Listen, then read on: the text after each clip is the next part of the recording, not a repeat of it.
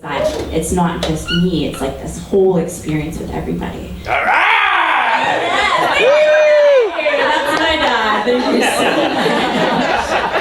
much. Although I can't fully see you, I can always like hear some certain people. That was actually my father. Okay, yeah, right? Okay, this is not any part of the show. It's just, you know, I got a mic and I don't know how to stop talking. That's why it's 70 minutes long. So I do have some supports. I've had a few head injuries, and every once in a while I'll forget words and all the things, and so I have some supports here throughout the presentation. And then I also want you to take care of yourself and your needs. So if you feel that you need to leave, if you need to like weep quietly or loudly, like do whatever you need to do to take care of yourself so we can take care of each other. Yeah? Yeah. Oh yeah. Yeah? Oh yeah. Great. Okay, one last thing. Last year, there was like no video, no photos. This year, I want all the videos. I want all the photos. I want you to tag me in all my awkward moments. And that would be lovely. So, without further ado, here's Momma always wanted to be an architect.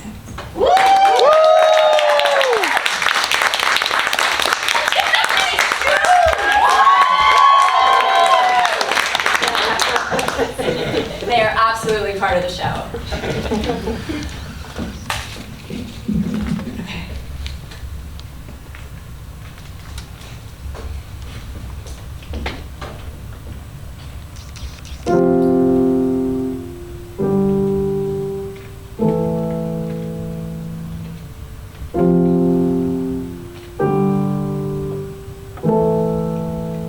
When I was younger, I built a small cage in my chest and filled it with all the things I held most dear. For years, I collected trinkets and pretty things, pearls and ribbon, earth and stone. I carved out space for other people's stories to be housed in, to give shelter to their pain,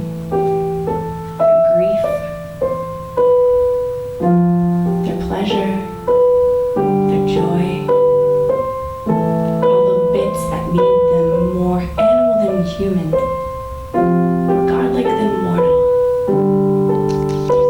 more broken than whole. And it was beautiful.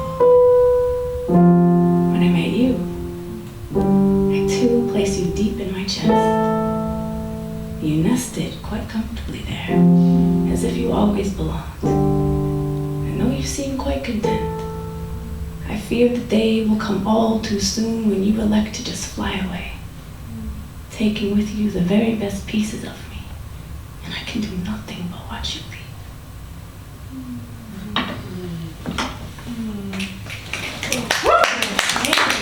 Beautiful. I think what I'm gonna do is kind of float from like poem to poem sometimes, one right after the other. Feel free to hoop, holler, snap, clap, do whatever you need to do. And then I'll have moments in between to talk and dissect. He's singing, ooh oh oh, ooh oh oh, ooh oh oh, oh no oh, ooh oh oh, ooh oh oh, ooh oh oh, oh no oh. Y'all just hopped on that. It usually doesn't happen till like the next refrain, but thank you for coming along. Oh no oh. He sat there cold and shivering. Nestled deep into the cracks he inadvertently fell through, and for a moment I found it beautiful. How his body was cradled by the tattered concrete. It lulled him like a sleeping babe, and I longed to hear that street song, to wrap in a cocoon of myself, much like he had. So when I broke free of the prison that has kept him caged like songbirds, I could hear the music and properly sing his story so you would know it well, like nursery rhymes or fairy tales, the story of the crack baby, an orphan of the streets. Birthed between the spaces known to break your mother's back, but he's been broken. Yet all the queen's horses and men care not to put him together again, so he remains scattered while we walk on eggshells around this issue. This is a story they never told us in school. of how we get sick from fumes from exhaust pipes as traffic rushes on and ignorance grows thick and abundant as mother's milk, though he's been sucked dry. Listen to concrete lullabies of hymns found in street stories and names long forgotten in faces weathered as the seasons. He has been here far too many seasons. Can you not hear the music? How soothing it must be to know that he has lost everything but found a home in the concrete's haunting melody. Can you not hear the music? The steady beats from taunts of schoolyard bullies and the rhythm of footsteps as people pass by, the cymbal crash of stomach growls and inaudible suffering, the squeal from tires, the sharp pitch from horns and sirens, or that string section crescendo of desperation as this story continues and our lost brothers and sisters die in the streets, the sound of their spirits breaking as this city's greatest symphony. Can you not hear the music? It is playing.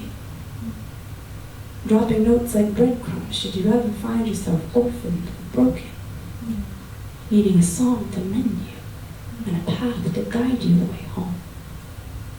You're singing, ooh oh oh, ooh oh oh, ooh oh oh, no, ooh oh oh, ooh oh oh, ooh oh oh, no, ooh oh oh, ooh oh oh, ooh oh oh, no.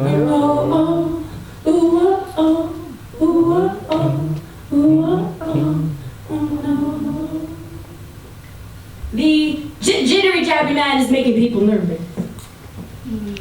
Pacing, his mind is racing back and forth. He mumbles to himself real quiet, like his incoherent rambling smell of bog water, stale, week-old undies and untidy locks. Broken, discarded dreams and a troubled youth was roughed up by the suits and the scars hide those truths. He keeps checking his cell, but there's no service in the tunnel, man. But he's too spaced out to notice, though. Too spaced out to notice, though. He's too spaced out to notice, though. He's too spaced out to pick up his feet. So he keeps trudging along, leaving scuff marks on the transporter's grimy floor, sticky and saturated like amusement parks and theaters after the kiddies have all gone home. He stares off into the distance to connect dots and create a new constellation, names it after the gorgeous golden goddess who broke his heart and left him wondering about his own humanity and insanity, and internalizes the war that rages on, and he trails off into the new frontier, skitty scattered fourth dimension, minds a step and hops into the neighboring car. Tap to tap, tap, tap on the window, Morse code, he's transfixed, his head moves to the internal beat. I try not to notice that he notices me, noticing him, noting the drum as we sway in tune to the slow pulsing rhythm of the invisible metronome. How very Nietzsche. Those who were seen dancing were thought insane by those who could not hear the music, but I hear it. Mumbling man. Jitter jabber yawn. And then he's gone.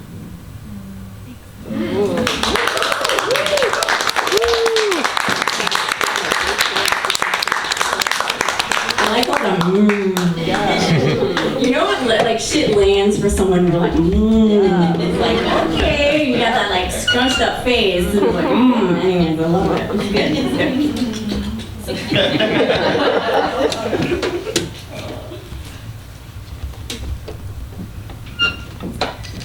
When the circus came to town, it put on an electrifying show. Bright lights, banners, and confetti. It seemed like the whole town was there to witness the sword swallowers, acrobats, and the rest. It was quite the spectacle, and I longed to learn that kind of magic. And you reminded me of the big toe, all glitter and glitz and wonder. But you spoke words and promises far too big to juggle or swallow. Your talent was the disappearing act. That's a heartbreak poem. I've got a lot of them. And I love love though, so I just keep on loving in all the ways, right? Romantic partnerships, friendships, family, just love, and then sometimes love fades. And that's really how this work came to be. It was on the heels of a post-breakup with someone that I envisioned a long life with, and it came to a sudden stop. And everything went to shit. I was just like, what about my job? Where am I gonna live? Like, all of these things started falling apart at the seams, and I'm like, how do I rebuild? I know, I'll write a grant. I'll take my heartache and then create something beautiful out of it. So this is what you're witnessing, is like, at this like pinnacle moment of my life when I'm like, what do I do now with all of this mess?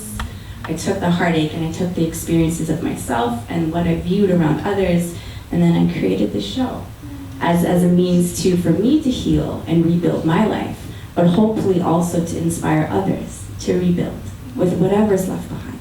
And sometimes it's not easy, and it takes years and years and years to build, but we're in this, you know, we're building. So that's some of the things to think about as you're watching this and witnessing that, is like, what ways could I resew? Could I rebuild? Oh. I love that it's landed. That's good.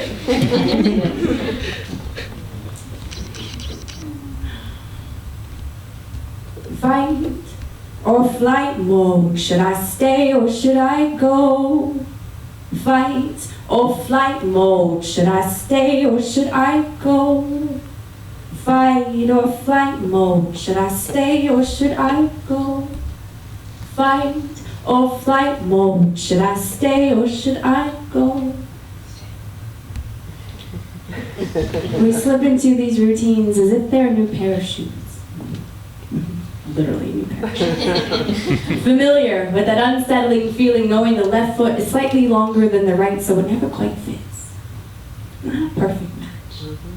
And yet still we try to squeeze ourselves into it, stepping awkwardly through the pain, throbbing at the tip of our toes as we tiptoe around how uncomfortable it all feels. And yet still we wear the happy face, the facade, that grimace look, knowing this is as good as it's going to get. This is as good as it's ever gonna feel. And it might sting a little some days. Might leave us in a pinch, feeling a pinch, pinned down, wanting to slow down, easing the daily grind that's nipping at our heels. And it's a bitch, ain't it? We can't tame it, can't sway it, can't just erase it from muscle memory, because as much as it pains us, we still pang for it, hungry. Not knowing the next time we're gonna get a good meal, and even though this tastes mediocre, leaves us feeling less than satiated, less than whole, less than sane, less. We keep coming back to it. Tails between our legs, heads down and shameful, yet salivating like Pavlov's dog's eye, and left footing the bill you, only ever leave the tip, both knowing we can no longer exist like this. So why is it when doing what's right always leaves us left feeling like we've got bigger shoes to fill, never being fulfilled? Not with our imperfect fit or the solitary space we're left to tiptoe around in after rubbing each other raw on the heels of our inability to just let go. It gets better in time, or so they say. Better once it's worn in a bit, worn down and worn thin. Once that soul begins to fray, loses that luster, stays at the edges, then you know you got something, kid. When you can drag your heart in the mud for a while. Look at this thing left standing in its wake and still call it beautiful. Still keep coming back to it like addicts, and it would seem we've slipped into yet another routine, caught with a classic case of buyer's remorse as that all too familiar unsettling sound settles in. The steady grinding rhythm of footsteps echoing down the hall, while we frantically run in opposite directions. Fight or flight mode, should I stay or should I go? Fight or flight mode, should I stay or should I go? Fight or flight mode, should I stay or should I go? Fight or flight mode, should I stay or should I go? Fight or flight mode, should I stay or should I go? Fight or flight mode, should I stay or should I watch? As she doesn't wait, and the DWA, marked by the prominent yellow line that separates the edge of the platform with certain death while the train rolls in. Instead, she stands so close that her pursed lips kiss The smooth gray steel of the slowing car is reaming because she waited 6 seconds longer than anticipated. She's impatient. Even the pages of her glossy magazine don't turn fast enough, and so she aggressively flips through them in a huff, slicing over her slender index finger, the one that points insistently at people and things that don't adhere to her strict schedule. She's angry, and under her breath says, "Fuck this city! Fuck this city!" And then she stands, walks, brisk, calculated, miserable, counting each determined step that will lead her to the next disappointment of the day. But goes, clicks. That invisible metronome goes tick, tick, tick. She hears it, but doesn't dance. Although her steps have to be timely, and if she misses a beat, skips like a bad remix, she'll blame the sticky, grimy floor for being uneven, causing her to step twice and curse thrice. This foul mistress on the 4 o'clock train to nowhere with pressed clothes, sleek cloth, and apricot bag. She doesn't wait for the chimes at the doors. No, they part, as if opening just for her, and she walks with an air of authority and disdain, sure to blanch even the strongest of souls. And even though she's since departed, the fragrant smell of her perfume and the dark disposition linger in the hot seat in front of me, commanding the air, as if she's still there, but she's gone. And I watch as they're perched like a pigeon on a corner. This lovely little bird with eagle eyes is scouting out the usual location. Arms stretched, palms open, jaw flexed, trying to end their starvation, longing for a simpler time. They're one of those who clipped their wings long ago and still know how to fly high, yet dream of becoming a phoenix, and never rise from the ashes of the burning kingdom. So they walk the streets, dotted by blueprints, painted with cheap tricks, littered with whispers and dreams of yesterday. Press their head to the ground and hear the heartbeat of the city to see if it's still alive and beating because they're dying inside. A once upon a time beauty, this queen now hustles the streets begging for change, although the change of true value can only be found within. Yet they tread along the pavement, gray like the haze over the Toronto sky, like their clouded mind, once bright, now dismal and fried, for they inhaled the dust shaken off of angels' wings slowly, drifted amongst the endless rows of delicate snowbanks that they lined up and ingested, bank after bank after bank that emptied the bank and left the wind with no sense it's common. Like all those who came before them, they've been lined up and knocked down, bowled over like pins, and anticipate the strike in the next needle. Wait to taste the sweet nectars that flows through their veins like dewdrops on honeysuckles in spring. They wait to taste it. Back pressed against the wall, skin touching pavement, paving the way to some payment. They wait to taste it and twitch. Tried to maintain composure on the glare of the hot sun and the passers-by who passed them by without saying so much. Breaking the silence like the sound a glass slipper made when it shattered and it was cast aside like shadows and crumbs for the birds. Another night gone hungry. Another night dying internally. Another night. Another night. I'm not sure they'll make it through this night. See, they're a street sweeper. Even their streets don't want to keep them, so they're being swept away like dust under a rug and cobwebs in the corners of our mind, abandoned and long forgotten. They're a street sweeper, covered under layers of ignorance that cloak their brilliance like a thick blanket, but it's transparent and provides them with no warmth. This once upon a time, beauty's time is up, and so they're drowning, caught up and swept away in an undertow by a sea of endless faces. They drift further, fading fast like the setting sun to dust. Whoa.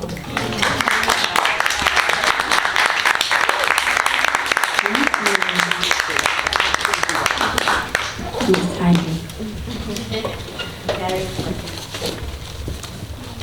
How's everyone doing? Good. So good. Okay, you with me? Yeah. Brilliant. I love it. Well, you're all still here. So clearly you're still with me. I've got good mom jokes. Okay. So there's just a couple poems left. Yeah, just a couple poems left. And then that's the end of the first half. Aw, yeah. Thanks, friend. But don't worry, because then there's a recess. I like to call it recess because we're all all adults and like recess is no longer a thing that we have access to, so you have a 15-minute recess. And then a whole second act with all new poems. There is one poem that I wanted to perform that's not a part of the show at all. So depending on timing, maybe I'll do like one little extra just because I'm feeling sassy. There we go.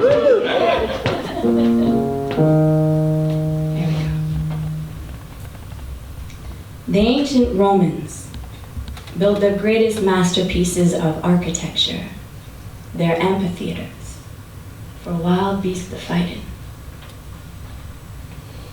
That was Voltaire.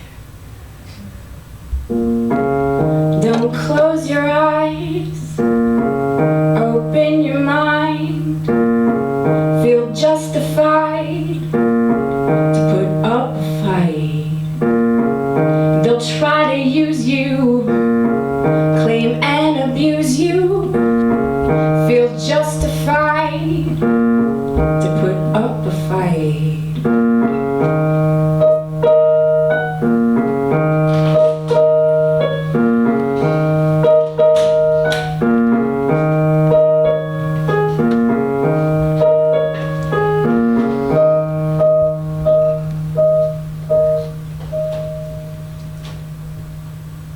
We're all packed like sardines as we descend the stairs towards the east-westbound trains.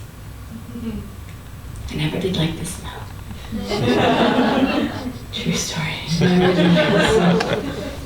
Or the vision of cold dead fish trapped in a tin can, lined neatly in a row, waiting for eager mouths to consume them.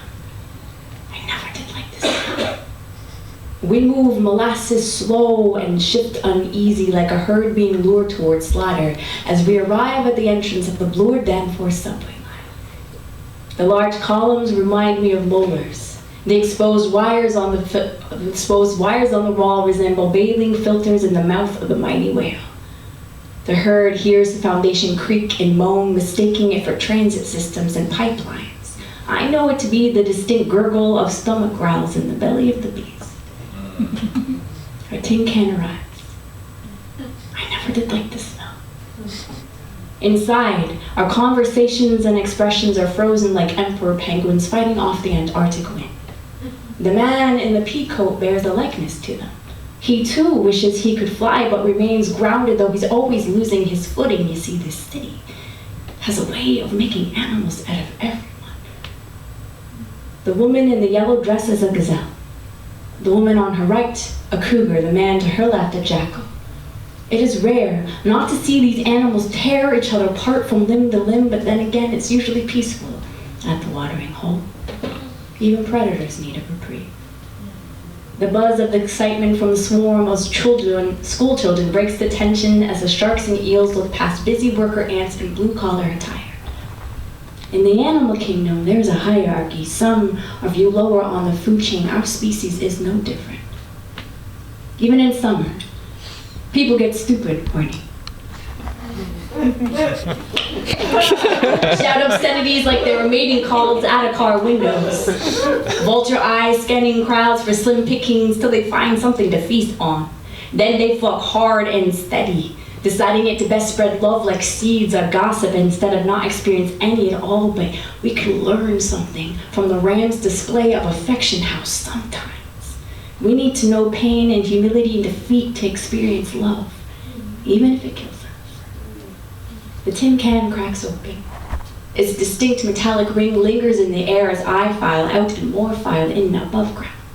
Our conversations and expressions are frozen as a herd files in and out of storefronts and streetcars, their indifference molasses thick. I never did like the smell.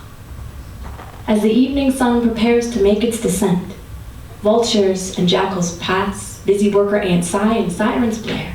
Another bird has flown the coop while one sings so out of tune, wondering what life is like for those who have their ducks lie neatly in a row. You see, this city has a way of making animals out of everyone. A sly fox with kind eyes tries to hawk me his goods on the corner. But I don't wear sunglasses anymore, not even on the brightest of days like this, just so I can say I feel something when I'm in this city, even if it's pain. In the animal kingdom, there is a hierarchy. Some are viewed lower on the food chain. I am a firefly, navigating dangerously close to the light. Then close your eyes, open your mind, feel justified to put up a fight. They'll try to use you, claim and abuse you, feel justified to fight fire with fire.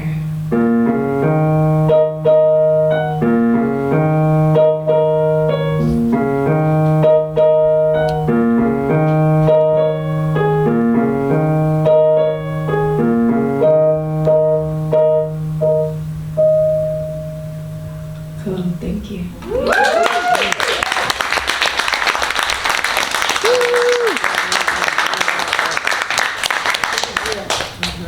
So I spent a lot of time in Toronto. Obviously, there's so many references. And just like in larger cities, in different cities, and did a lot of people watching. And so a lot of things that I was like viewing around the world and just like added to this content, to this curated work. And the first poem, I was like, of how I create stories and have shelter for folks and their experiences. A lot of that came from people watching with my dad. I was thinking about this the other day, and like we did that a lot. It's like, who is that person? What are they doing? It was like such a fun game to do. And it stayed with me as an adult of just like people watching and telling their stories. And so the people on the corner asking for change, like these are people that I observed. You know, I was able to support in some way if I could, even just by giving them an umbrella. But all of a sudden I started creating these stories of these people, and also stories of myself and how everything could potentially be interwoven. So just to give you a little bit of context of where some of this is coming from, it's just observing the world around, and then trying to create something beautiful out of it. I've searched in all the wrong places, in faces that looked genuine and familiar but turned out to be cold and distant like you. Raptured gaze, deep and penetrating, calculating all the ways you could be deep and penetrating. Slice open this pomegranate heart. Hold my unspoiled fruit in your palm, ripe for the harvest. I should have named you Cannibal instead of Love. You devoured me slowly, and I had no chance from guarding myself from your feast. Don't ever piss off a poet. We will write for days about a motherfucker, let me tell you. And then we'll get money to present it to people. This is how we do.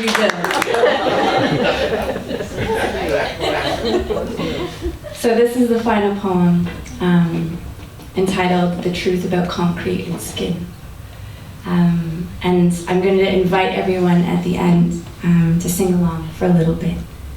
And before I get into this poem, if everyone feels good, I need to take a breath. And I would love to take like a collective breath. Yeah. So if you want to close down through your eyes, cool. If you want to have them open, up to you. Maybe just roll your shoulders up and back, elongating through your spine, allowing yourself to settle in. Yeah.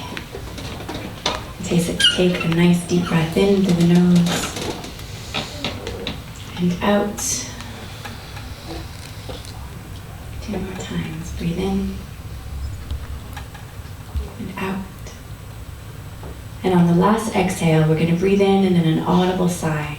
So breathe in, exhale.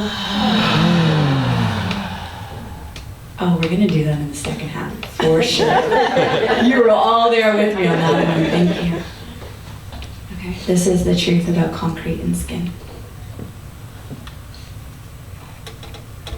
It's not so much for its beauty that the forest makes a claim upon men's hearts, as for that subtle something, the quality of air, the emanation from old trees that so wonderfully changes and renews our weary spirit. Robert Louis Stevenson. The city sleeps at odd hours of the day. Like in the afternoon when the buzz of the world is at its peak, it packs up and clocks out. Unable to withstand the demands of its relentless loneliness, like it can't keep up anymore and has grown tired of bending over backwards, feeling like any moment it will crack and break at the seams.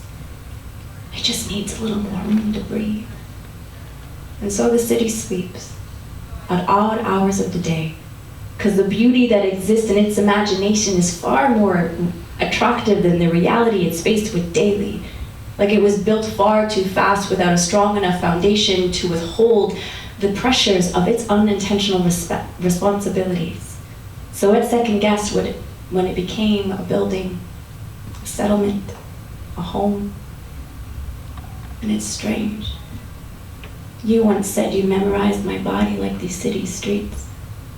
And so now I found myself sleeping at odd hours of the day.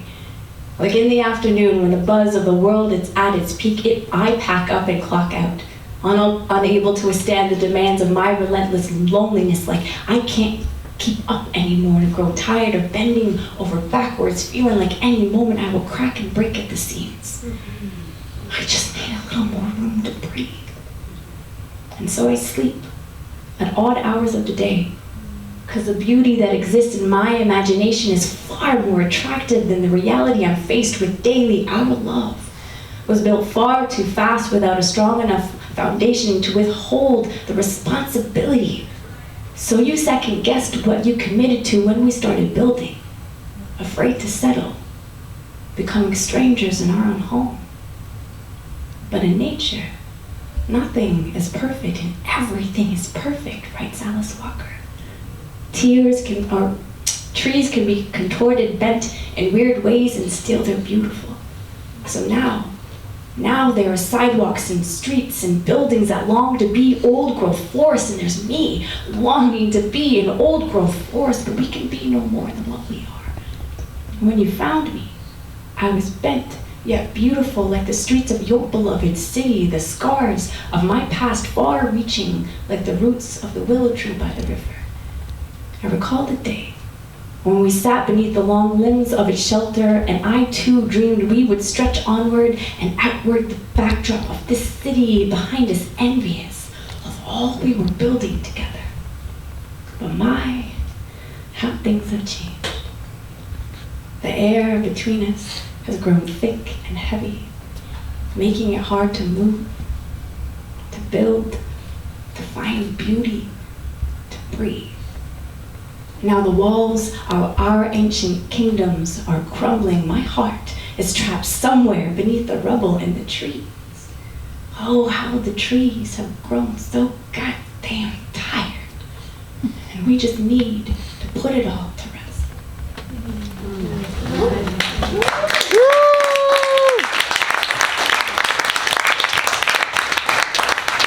Thank you. So just like one little thing. Yeah, you know what I mean. And then we'll have a recess. Yeah? Yeah. Yeah. Okay. I don't think that's right. Hold on.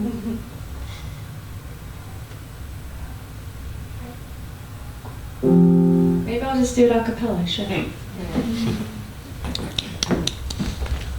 So I'm gonna start, and then I'll invite you to join me. Okay? She builds and she builds and she builds and she builds while her world is crumbling. She builds and she builds and she builds and she builds while her world is crumbling. We build and we build and we build and we build while our world is crumbling. We build and we build and we build and we build while our world is crumbling. Keep it going. We build and we build and we build and we build while our world is crumbling. Louder. We build and we build and we build and we build while our world is crumbling. 2 more times. We build and we build and we build and we build while our world is crumbling. Beautiful. We build and we build and we build and we build while the world is crumbling. I build and I build and I build and I build.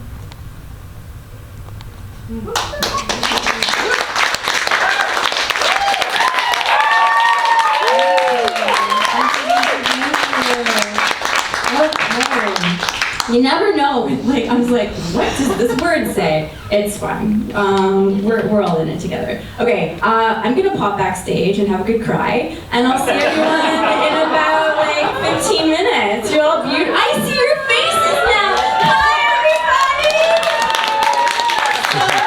I know you. Okay. I'll see you in a cool 15 minutes. Yeah. To hang out in and support. Okay, the smell of those French fries. I cannot wait. I cannot wait. So after the second half, we'll go right into the talk back, and then afterwards, I prepared a bunch of food, and folks can stay and mingle and talk and get to know each other. And it's so interesting to see like my family and my friends and like all these different variations of intersections coming together, and I just want my people to know my people. And it's also an early birthday party, because I turn 43 next Saturday.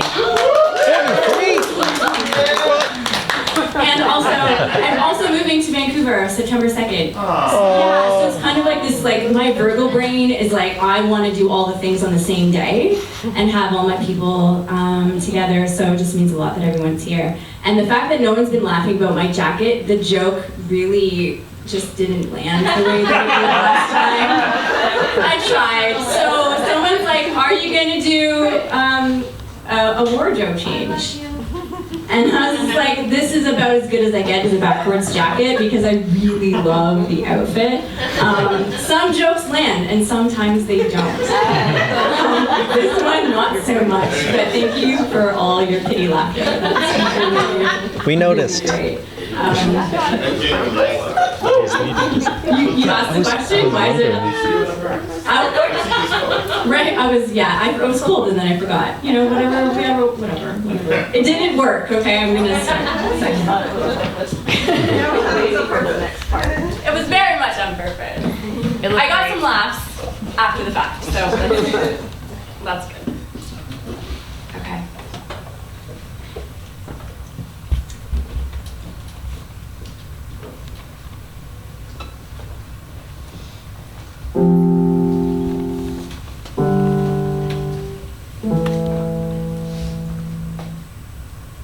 It doesn't quite sound right.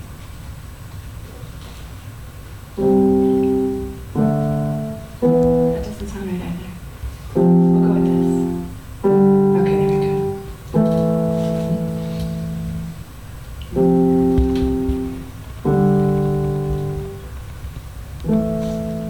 Speak not to me of love. Instead, let your tongue tell tales of broken hearts and abstract art of train wrecks. Crushed metal sharp and twisted, buckling under the weight of tragedy. We have no use for things such as this. And you needed me like destruction. Like the way one longs for genocide or famine, we were a beautiful disaster. A firecracker held in your palm. Do you remember the way we burned? A desert oppressed by its own heat. You once left me like an apocalypse. I became the last thing you ever wanted on earth. Right? Breaking up. It really does. But this is what kept me afloat, was being able to just like write about it.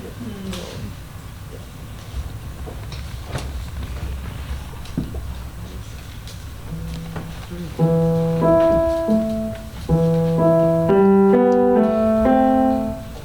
gonna try.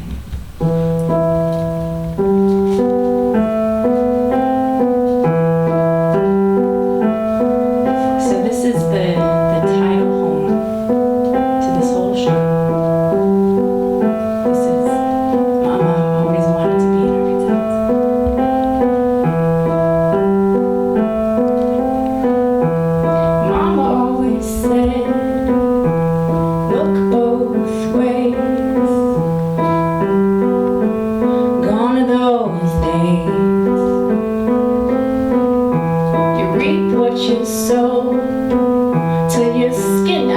bones. So I've been told. I walk with a certain je ne sais quoi when I'm in the city. Not so much with pep in my step, but a sense of urgency. As if I've got the devil on my heels, so I quick step in and out of this thick human traffic waltzing. Though it's never one for ballroom dancing. In my dreams, I am a prima ballerina all poised and graceful on the dance floor. I'm a junkyard dog, brash, loud, and unapologetic. It's messy. It would seem these days, I'm all two left feet with no rhythm, just one big cliche, and I've been losing sleep. Burning the candle at both ends, hoping I can trade all this extra wax for sand, or perhaps a how-to manual on crafting new beginnings from all this leftover heartache. My mother was never an architect by vocation, but she was one at heart as a child. I watched as she built the most beautiful realities out of the darkest of circumstances, and I yearned to live the same way. Because I'm tired of stumbling on all the coulda, shoulda, wouldas of yesterday, the broken promises of a brighter tomorrow. My father I always said, measure twice, count once. This is unheard. I suppose the same could be said for living and loving. Measure twice, cut once, you gotta be sure. And I was sure of this, of us. Sure as the sun rises and sets, the moon waxes and wanes. Sure as the sound of my heart beats steady, like the gentle rhythm of footsteps in a never-ending dance. But I've been left tiptoeing alone in the dark, partnerless, longing to carry myself with the poise of a dancer, the grace of my mother, the precision of my father. Yet of all the lessons Mama taught me, I was never shown how to move through these moments or build myself up after heartache such as this, so I was. In and out of this thick emotional traffic, gridlock deep in my chest. Left to construct a new way of building, of being, of breathing in and out through this life. With two left feet, no rhythm, and a blueprint I was never taught how to read.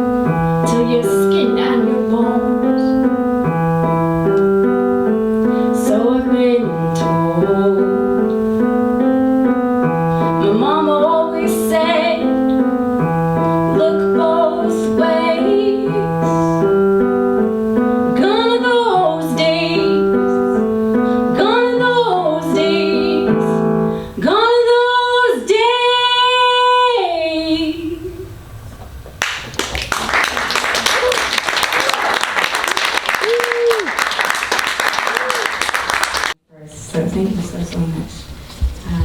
So all I need you to do is just clap. You know the teacher's class. He's like the first to do the thing and doesn't have full instruction. You're like, I got this. Yeah. So we're gonna clap a couple times, and then when I do this, we stop. And then a little bit later in the piece, when I start clapping again, then you join me until I do this. Yeah. Okay. So we're gonna practice first, and then I'll clap. Okay.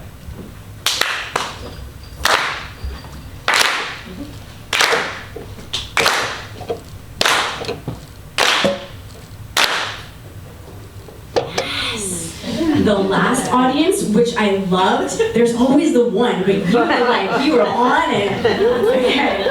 I'll start, and then you can join me if you want. Participation optional. Proletariat, singing sweet chariot, waiting to be carried home. We're really there yet. Basic needs are met, still can manage our death. It starts to become a gamble, and we're losing the bet. And this is why it's all stressing. Everyone second guessing. So tell me what is next in this hard life lesson. Oh my, how time flies, you can still strategize. Find a way to the top to claim a piece of the pie. Stakes and profits rise as we all compromise pieces of integrity and such a lady liberty. And we're still wielding the chains, and everything stays the same. So tell me who's to blame for this rat race game. Woo! Welcome, welcome, welcome. Oh, sorry. 5 p.m. smiles of desperation. Of hopes and dreams wrapped in plastic bags, drowned in a 40-ounce bottle of something, while people rush off to unknown destinations, yet they go nowhere. It smells like that. Of rushed footsteps and hushed voices, and the shuffles of souls against the city's grime, of long nights on cold streets with no shelter. 5 p.m. smells like Giorgio Armani and Dolce & Gabbana. Of Ivy Leaf privilege, bourgeois ignorance, and ballet parking. The wolves look deadly in their black wool suits. Their sharp wit and fast tongues are as lethal as the media's half-truths at 5 p.m.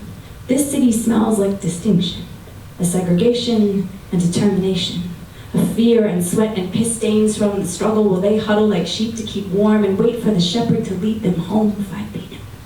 A new witching hour where bodies willingly burn for what's at stake. Do you follow? Do you hear the piper's call? Are you listening? Welcome, welcome, welcome to Graffiti City, where the streets are painted with discarded dreams, a tapestry of unwanted and lost things of people, woven into the fabric of their system, and they can frame and can fix it with just one stitch if they know the stitching can pay them in at 5 p.m.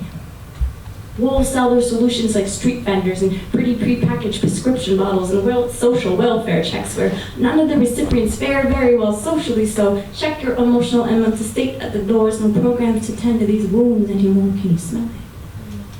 These wolves run in packs. Me, myself, and I.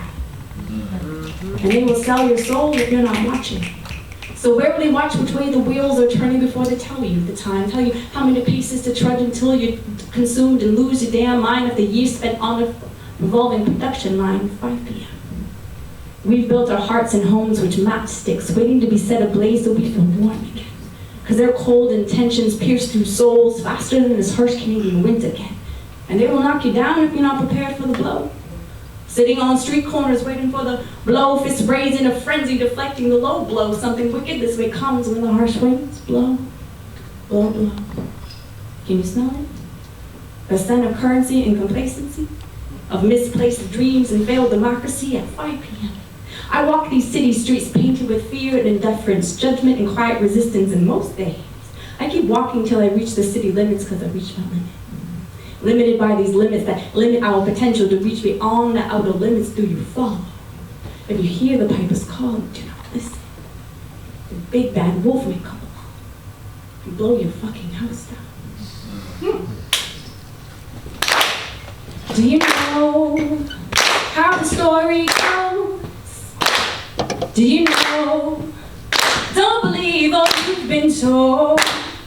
Do you know how the story goes? Go on and check yourself, or this has got us on the run. False start, we jump the gun, and when the game is won, or will you live with what you've done?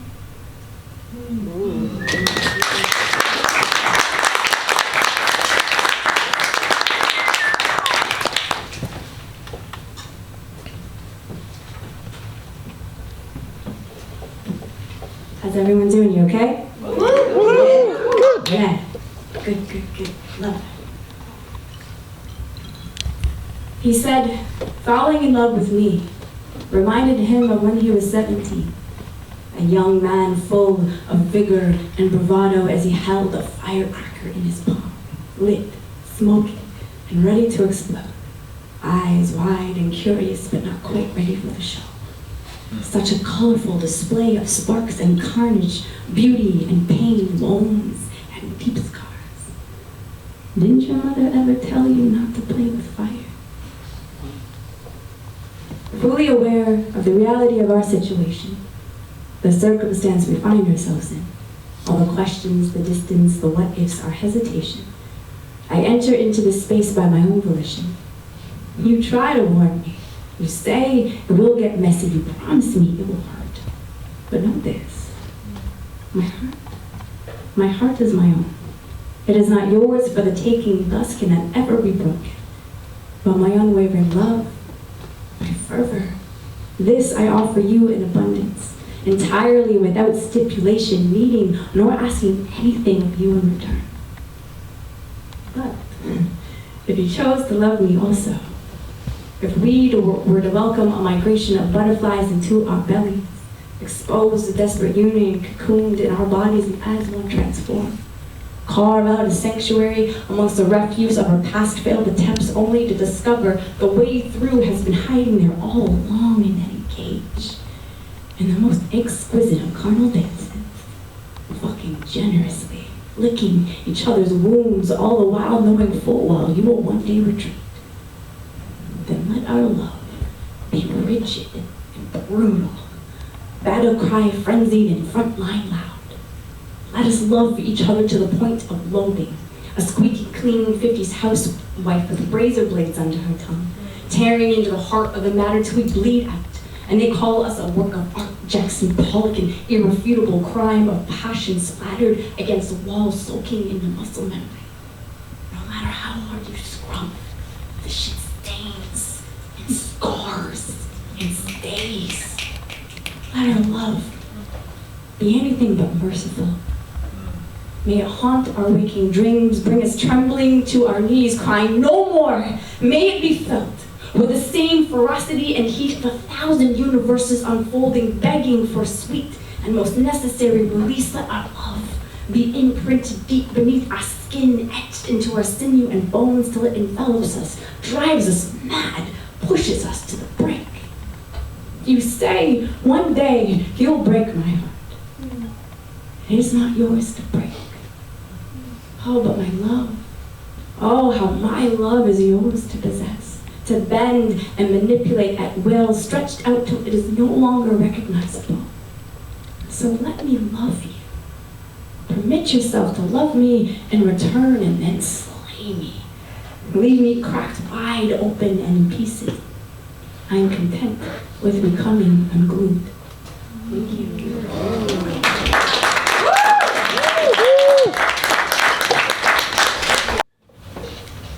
They say that beggars can't be choosers. What kind of life is that? We make our own destiny, yeah. So shoot for the stars, child, if that's your aim. They'll make us pay to play, but I ain't down with that game, no. No, no. No, no, no, hell no. And I watch as he does the mother bob. The slow, drawn-up drop of the head, and snap back and snort as if lightning struck his spine, straightening him to attention. He glances around, wondering if anyone noticed the vicious whip-like lash effect of dozing off while on the train.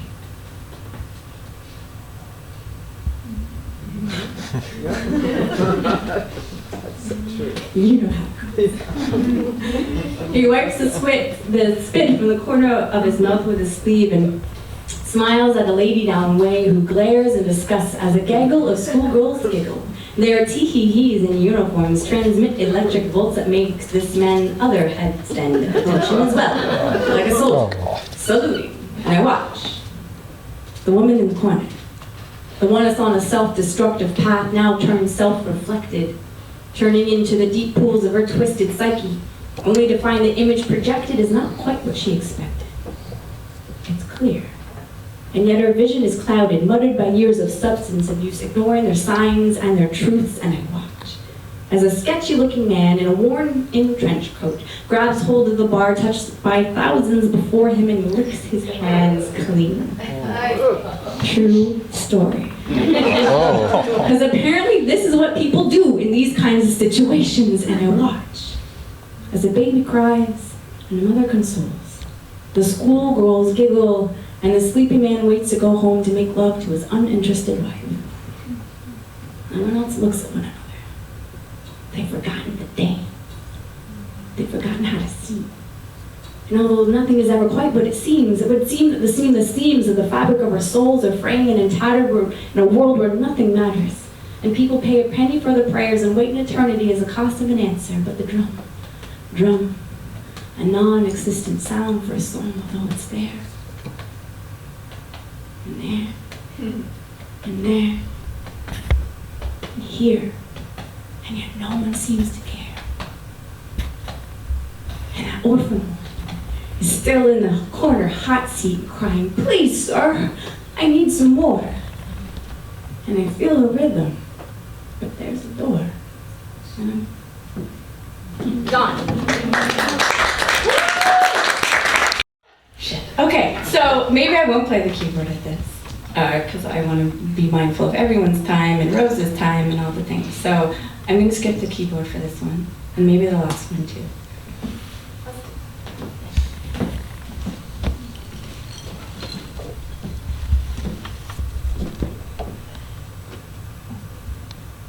This is how we learn to tread. This is how we learn to love. This is how we learn to fall. This is how we learn to live. We crash. I've fallen asleep at the wheel more times than I care to recall. That is to say, sometimes. I stumble my way through life unconsciously, recklessly even, as if on autopilot.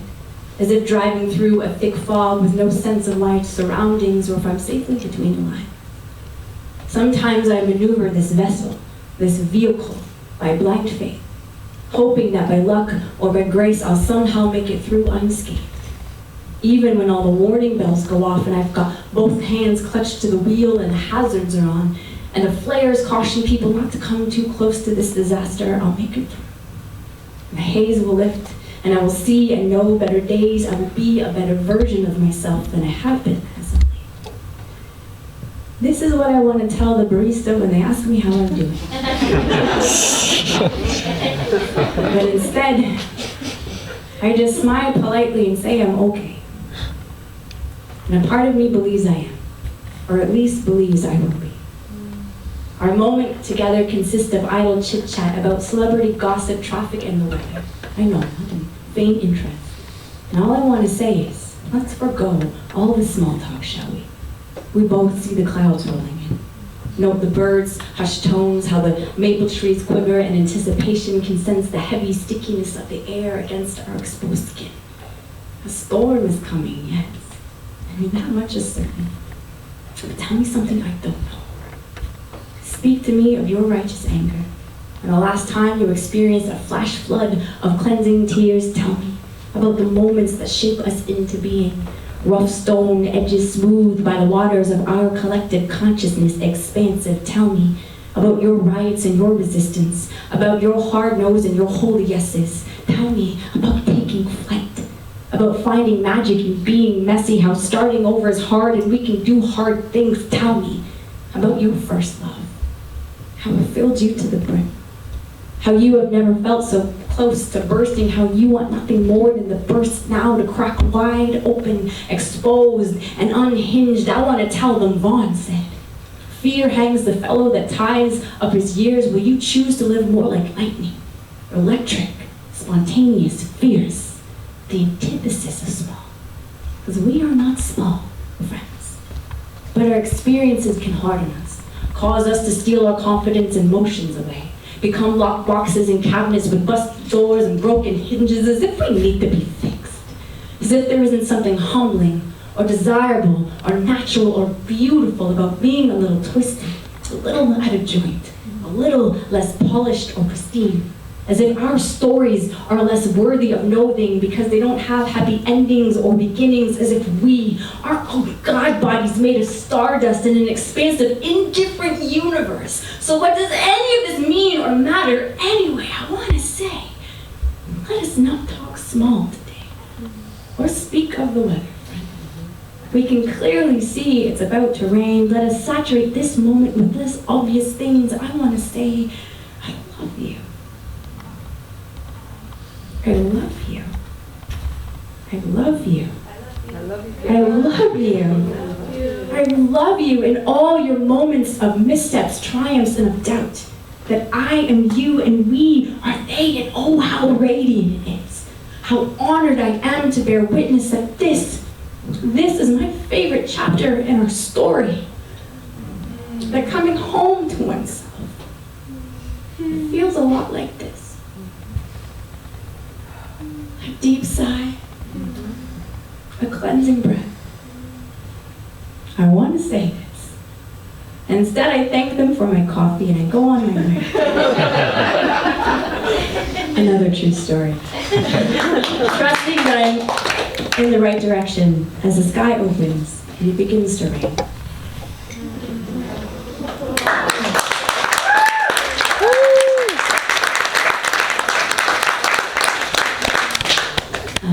So that was small talk, and I wrote it at a time when I really felt like all of that, the haze and like, what am I doing with this vessel, this vehicle? I'm just a fucking train wreck.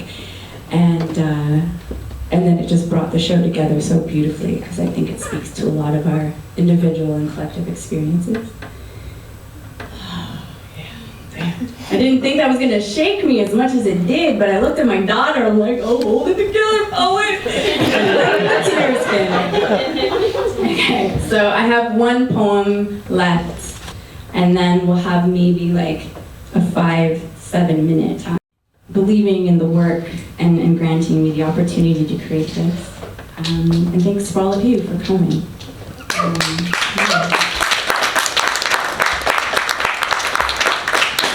This last poem, again, we're cutting out piano.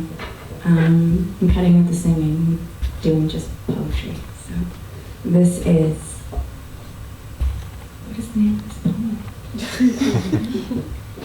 Hold on. Head-on collision. It was in there. Somewhere. And if I've learned something after all of this, is that sometimes the only way to live or to love is to fall hard.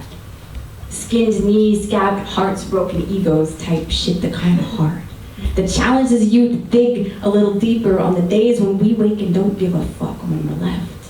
To watch the tapestry of our lives unravel on busy street corners and abandoned playgrounds and are told to make something out of this indifference. I have built a library in my chest and it speaks volumes.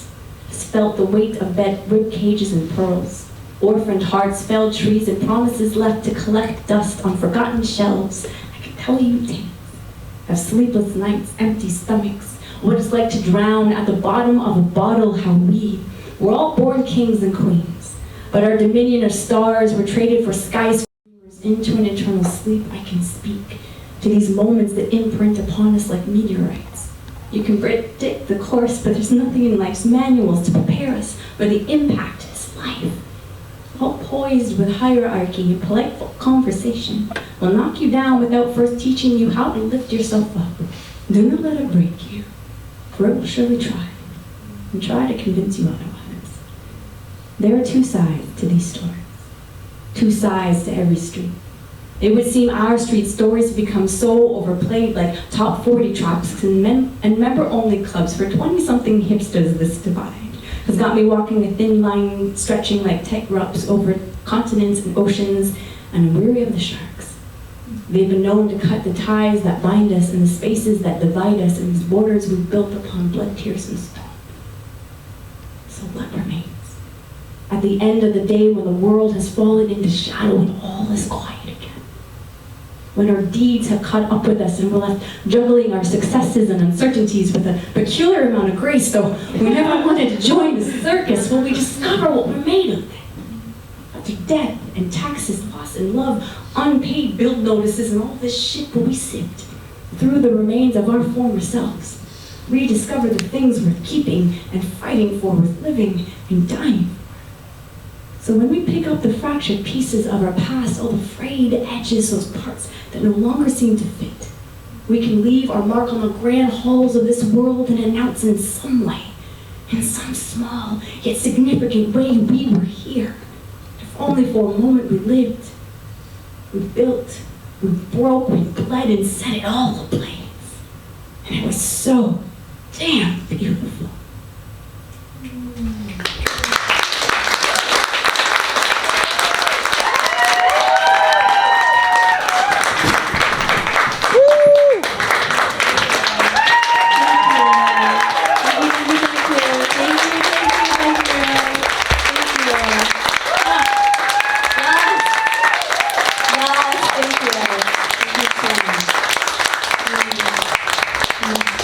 I'm going to do a very, very quick time check.